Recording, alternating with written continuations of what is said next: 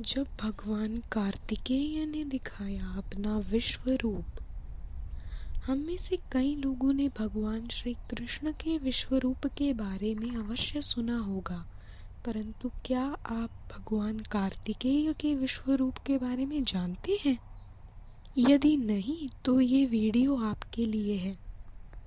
जैसा कि हमने मेरी पिछली वीडियो में देखा कि भगवान कार्तिकेय ने कैसे अपने बचपन में देवताओं का वध किया और उनको वापस जीवित किया, अब हम उसके आगे क्या हुआ उसके बारे में जानते हैं।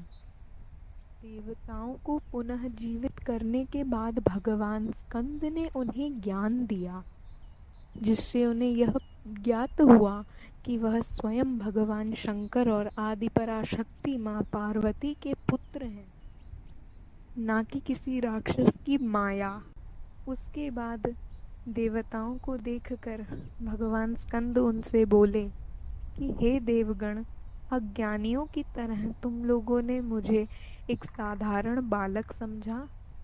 रुको, मैं अपना असली रूप दिखाता हूँ, जिससे तुम निश्चिंत हो जाओ कि राक्षसों का वध तो मैं कर ही दूंगा। उसके पश्चात भगवान स्कंद ने अपना विश्व रूप धारण किया, लेकिन देवताओं की आंखों में उनको देखने की शक्ति ही नहीं थी। वह उनके चरणों में गिर गए और उनसे प्रार्थना करने लगे कि हे प्रभु, हमें दिव्य दृष्टि दें, तभी तो हम आपको देख पाएंगे। प्रभु ने यह देखा कि वह असमर्थ थे उनको देखने में, इसी कारण उन्होंने उनको दिव्य दृष्टि भी प्रदान की।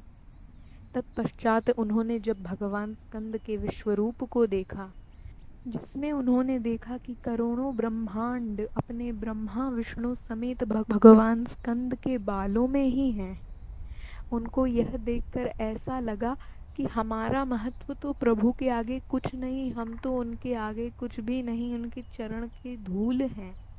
उनका रूप तो वह देख भी नहीं पा रहे थे, जो इतना बड़ा था कि उसको देखने की उनकी दिव्य दृष्टि को भी क्षमता नहीं थी। उनको परमेश्वर स्कंद का यह रूप देखकर भय होने लगा।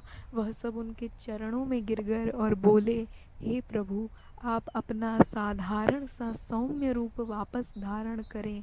हम आपको समझ गए हैं, आप ही निराकार हैं और आप ही में सारा ब्रह्मांड समाया है। आप ही ब्रह्मा विष्णु महेश हैं और आप ही उनसे ऊपर भी।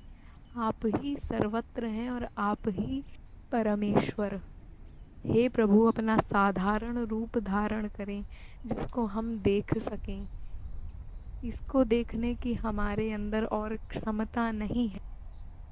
यह सुनकर भगवान स्कंद ने उनकी प्रार्थना स्वीकार कर ली और वापस अपना वह सौम्य सा छोटे बच्चे वाला रूप धारण किया, जिसमें वह बाल स्कंद कहलाते हैं।